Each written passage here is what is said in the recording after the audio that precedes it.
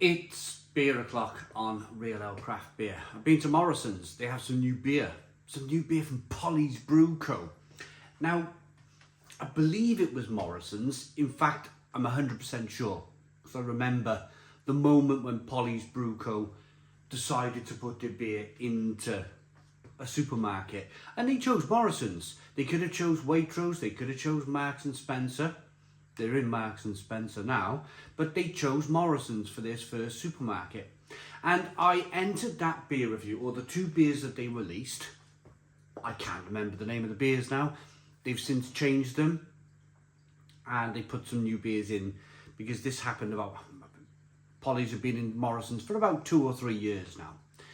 But I remember specifically saying that this was a important kind of stepping stone, sort of crossroads for the brewery. Does it want to be 100% craft beer and just sell their beer in bottle shops or online, or do they want to sell it into supermarkets, where I've always felt eventually the quality from the brewery, it's so tempting just to lower that quality a little bit. Let's show you the new beer. It's called Past Future. It's a pale ale at 5.4% ABV. It's brewed with Citra, Mosaic, Idaho 7 and Talus. I'd like to think that the quality is still there. I'd like to think that the level of beer that they were first putting into Morrisons is still at a very, very high standard. This beer was £3.50 a can in my local Morrisons on a 4 for 3 deal. So you buy 3 beers, you get your 4th free. Let's get this out into a glass and see what we get.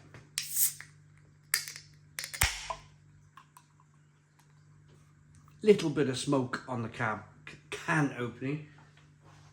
The car opening, I'm not in my car today, better not be drinking this.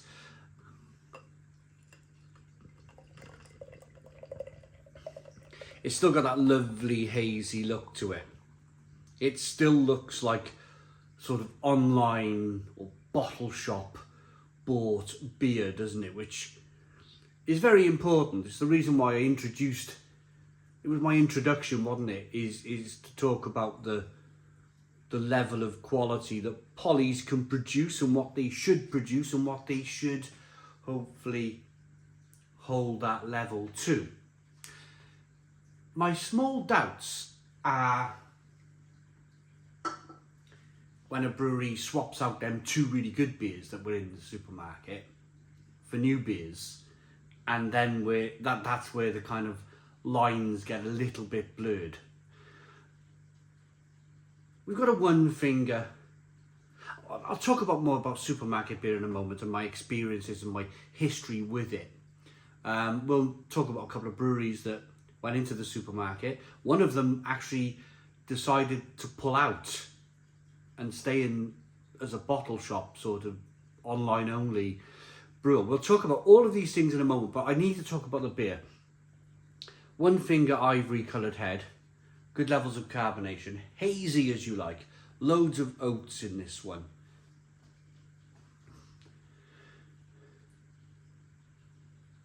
Let's get the aroma then on the beer.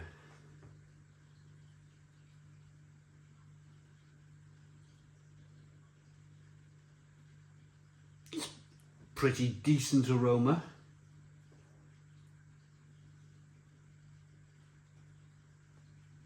The hops smell really fresh. Almost like you're gonna get a little bit of hop burn. It's so fresh. Hop burn is where the hops are so fresh that they almost like give your throat a little bit of a tickle burn.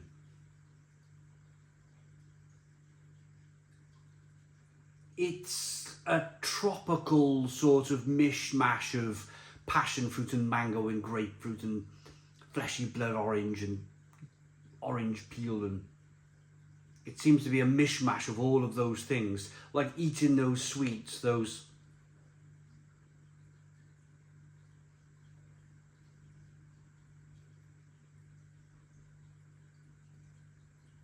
sort of tropical hubba bubba bubble gum. Let's dive in. Cheers, everybody.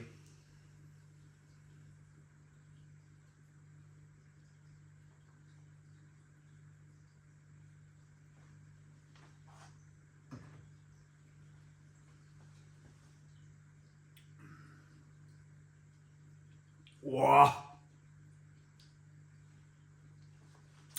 Oh, it's ooh, wow, ooh, oh,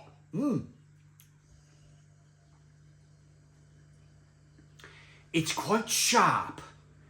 It's quite.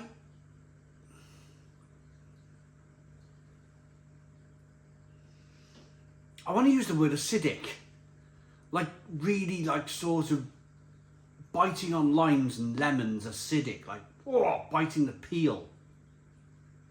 In fact, that's what it is. It's a little bit rough around the edges, this one. I'm going to be perfectly honest with you. And this is the thing. This is the problem, isn't it? It's that sort of like annoyance. It is an annoyance. Because you want that level, you want that standard to stay the same. But they can't keep it the same. They can't keep it the same because when they first go into the supermarket, they're probably looking to impress everybody because Polly's have just put their beer into the supermarket. So they're either breaking even or making a loss on the beer because they're putting online or website only or bottle shop only beer in a supermarket. So what they do is they do this for a year or two. They lead you into that sort of like, we're still brewing really good quality beer, and then they remove those beers from the shelf, and then they start to put these beers on the shelf as a replacement. And I only know this because I've seen it so many times. I mentioned I'd talk about this later on in the review. I still feel there's more to talk about with this beer.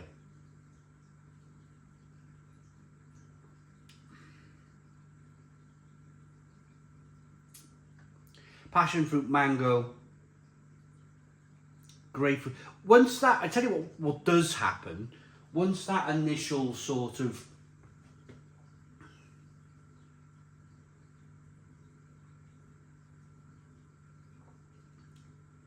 it's calmed down now.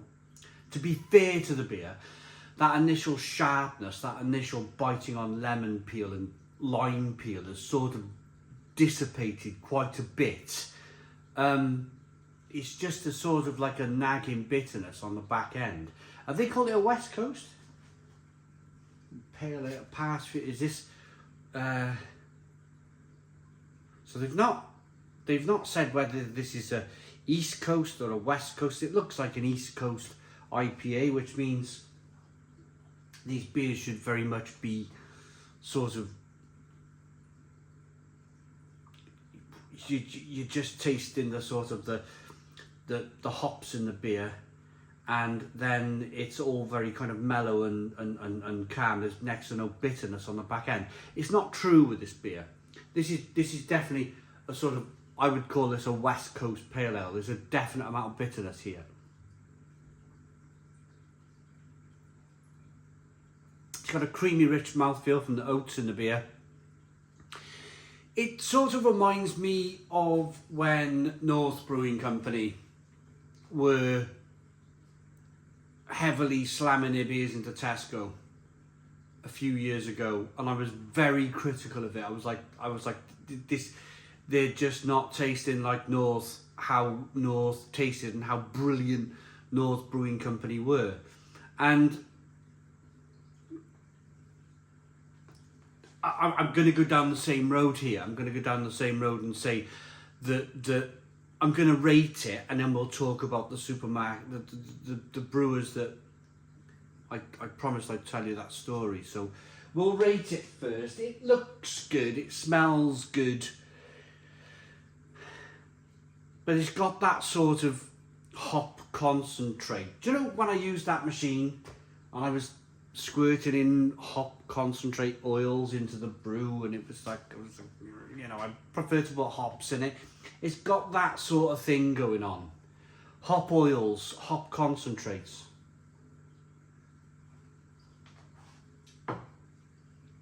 So I'm gonna rate this, and I'm gonna give it a 6 out of 10. A very average 6 out of 10. That's because I wouldn't buy it again. I wouldn't buy this beer again. It's not a beer for me. It's that same old. It's like when you buy a bag of Doritos that maybe 15 years ago they were like 300 grams. And then they went to 250 grams. Then they went to 200 grams. Then they went to 180 grams, which they are today. And then they started putting the price up of the 180 grams to £1.50 to £2. Now they're trying to tell you they're on a deal at £2.50. People ain't buying it. People are not buying the crap. People are not buying like the reduced chocolate bars. Remember Curly Whirlies? Curly Whirlies used to be massive. It's shrinkification. It's a lowering of the quality, or it's a lowering of the weight. It's just shrinkification. And I feel in this instance that Polly's have used cheaper ingredients in this beer than the beer that they first put out into Morrisons supermarket around 2 years ago. That's my humble opinion. It's happened before. We've all heard the Brewdog story. We've all seen the Brewdog story. We've all tasted the Brewdog beers, haven't we? They just get worse over time. It's such a tempting thing.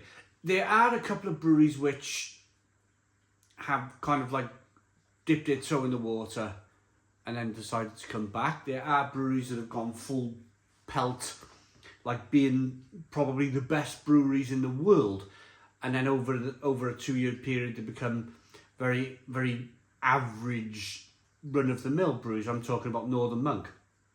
Northern Monk used to produce the best beer in the world as far as I'm concerned. They were at a stage where they were producing terrific beer, but they must not have been making a profit on that beer. That's the problem. So what do? They bang it into the supermarket at a great quality, and then they reduce that quality over time. The two outliers are probably Thornbridge Brewery and Cloudwater. A couple of years ago, Cloudwater Brewing Company struck up a partnership with Brewdog, whereby Brewdog brewed their supermarket craft beer for them and put it into the supermarket. Everybody saw it, everybody seen what was going on, and Cloudwater, thankfully, did an about turn and left the supermarket.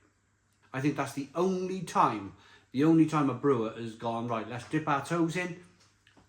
We don't like the water, let's take our toes out the water. That's the only time I've seen it happen. Thornbridge are still in the supermarket, but they sort of did that with their Jaipur. Let's talk about the Jaipur. Their Jaipur IPA was a fantastic beer. They launched it into the supermarket as a good beer, and then they started to make it kind of like poorer and poorer. And even then, they were like, well, we're not going any further with this. And they actually brought back the quality of Jaipur IPA. And it's back to where it was. And that's an unusual story too. But other companies, Tiny Rebel, Northern Monk, Brewdog, North Brewing Company, they all took that temptation of lowering the quality of the beer, as I feel Polly's have done now. If you disagree with me on this, absolutely fine. You comment in the comments box. You tell me I'm wrong. And I'll look and I'll read the comments and I'll listen. But I won't be buying that beer again. Thanks for watching. Please put your comments in the comments box. Subscribe to our daily beer and food reviews. Give us a big fat thumbs up. Boom. Cheers.